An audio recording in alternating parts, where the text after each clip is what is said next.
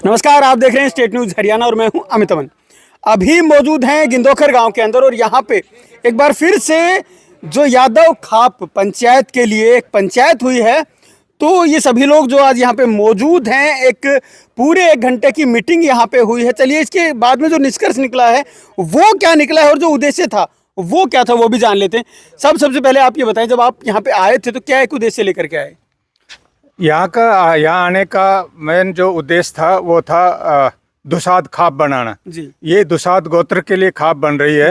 ये हमारा 5वां गांव है। इससे पहले हम उसमें उड़िया जैतपुर जी, उसके बाद में आसिया की, उसके बाद में मुरलीपुर, जैतपुर और झूख जा चुके हैं।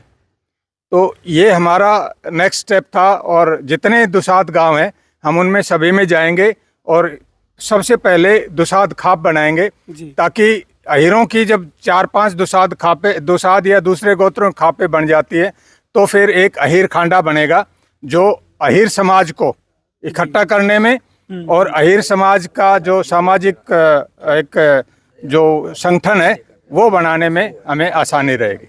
जी, लगभग आसपास में कितने गांव होंगे दुसाध के? दुसाध के अभी तो ढूंढ रहे हैं, लेकिन जनरली 40 से ऊपर होने चाहिए। तो अभी जैसे जैसे हम एक एक गांव में जा रहे हैं तो उनसे पता चलता है कि वो गांव भी है या उधर भी है, तो हम सारे नोट करते जा रहे हैं और हर गांव में जहां में गोत्र है वहां हम जरूर जाएंगे और सबसे मुलाकात करेंगे। अहिरवाल का सिर्फ ये इलाका है जो दक्षिणी हरियाणा का, या फिर बहरोड साइड या अलवर साइड भी? नहीं, गोत्र का जहाँ तक जयपुर तक जितने भी अहीर गोत्र के या इसके दुसाध गोत्र के गांव हैं हम सभी में मिलेंगे। अगर उस एरिया में ज्यादा दुसाध है तो हम 2 खाप बना देंगे, हरियाणा की सेपरेट और राजस्थान की सेपरेट। लेकिन अगर नज़दीक के हैं बहरोड और आपका झुंझुनू, अलवर, तो वो एक ही खाप में शामिल हो जाएंगे। बिल्कुल। सब आप बताएं, आपका गांव होगा शायद ये? मेरा गांव बोड़िया कमाल। अच्छा, बोड़िया कमालपुर है। तो आसपास के जो गांव हैं यहाँ पे, तो इनमें क्या ऐसे जो मिल बैठ के बातें हो रही हैं तो उनसे कुछ निकल पा रहा है? हाँ जी, खाप का आजकल बोलबाला है और ये चलन है, इसकी यूटिलिटी भी है आज, क्योंकि आजकल न्यूक्लियर फैमिली हो गई है, हर एक आदमी के एक बच्चा है, तो वो किस तरह से सारी जिम्मेवारियों का निर्वहन नहीं कर पाता। इसलिए खाप अगर होगी तो उसमें मिल बांटकर अपनी जिम्मेदारियां शेयर करेंगे, साझा करेंगे और उनका निर्वहन कर पाएंगे जी। मैं बोड़िया कमालपुर से हूँ और हमारे गांव में दहिया गोत्र है। 21-22 ठिकाने हमने दहिया गोत्र के ढूंढ लिए हैं और हम भी कोशिश कर रहे हैं कि दहिया गोत्र की भी खाप बने। बिल्कुल, बहुत बड़ी बात है। कैप्टन साहब, आप बताएं, जो खाप है क्यों जरूरी है?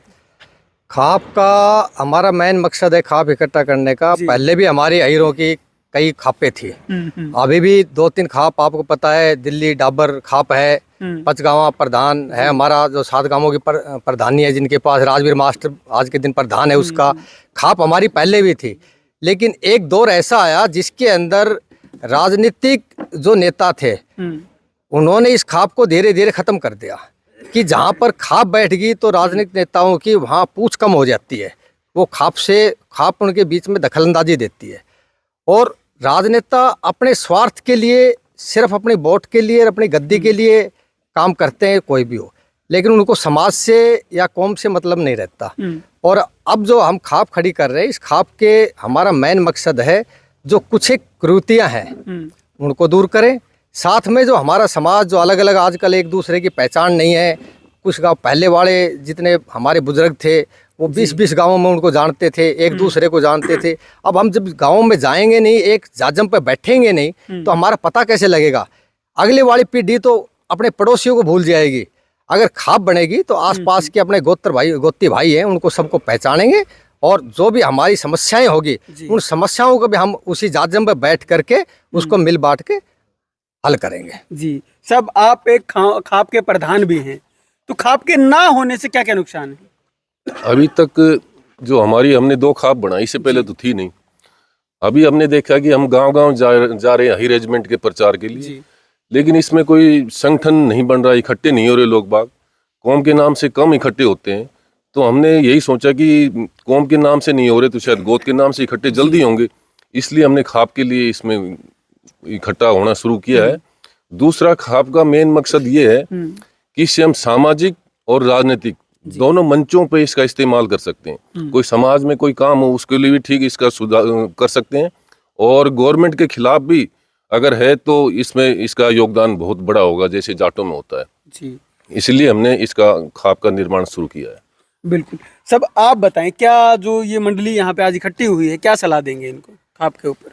ये खाप बनाने में तो फायदा है, हमारा तो जो है हो हालिया तस्करा, लेकिन युवा पीढ़ी के लिए बहुत फायदा है। बस मैं इतना ही कहना चाहता हूँ। बिल्कुल। चलिए, इधर भी कुछ लोग रह गए थे। बाबू जी, आप बताएं, जो आज आप लोग इकट्ठा हुए हैं, तो खाप बनने से होगा क्या? इससे फायदा होगा हर जी। चीज में, मतलब कोई भी हमारा जैसे बच्चों कोई परेशान करता है, अगर पुलिस हमारी शिकायत नहीं सुनती है जी। तो खाप में हमारा मतलब उससे हम कार्रवाई हो जाएगी। मतलब जी बिल्कुल। मतलब कहने का साहब का मतलब ये है कि अगर इकट्ठा रहेंगे तो बात सुनी जाएगी। हाँ जी, बात सुनी जाएगी। सबसे पहले तो मैं ये सभी अफसर जितने भी आए हुए हैं इनका धन्यवाद करता हूँ, जिन्होंने हमें जागरूक किया। इससे पहले हमें खाप के बारे में ज़्यादा कुछ पता नहीं था जी। लेकिन इन्होंने बताया। इससे राजनीतिक दबाव बढ़ेगा जी। समाज में दबाव बढ़ेगा, एकता पर विचार होगा, सभी इकट्ठे होंगे तो फायदा मिलेगा। मतलब अब चीजें गांव को समझ में आ गई। हाँ जी, सबको समझ में आ रही है। और मैं फिर से धन्यवाद करूंगा जो जितने भी अफसर यहाँ आए हैं, उनका तहे दिल से धन्यवाद करता हूँ गिंदोखर की तरफ से। यहाँ पे आप देख ही सकते हैं कि जो लोग हैं वो इकट्ठा भी हुए हैं, और सीधा जो मकसद है वो खाप का निर्माण है, जो कि 2-3 खापें अब तक बन भी चुकी हैं, और लगातार जो ऐसी मीटिंग्स हैं वो हो रही हैं। आगे की खाप का जो निर्माण है वो हो जाए और जितने भी गांव उसके अंदर जुड़ जाएं, वो जोड़ने का प्रयास अब लगातार जारी है। लेकिन आप लोगों को क्या लगता है, इस खाप निर्माण से कितना फायदा होने वाला है, वो भी आप बता ही सकते हैं। नमस्कार, धन्यवाद, जय हिंद, जय भारत।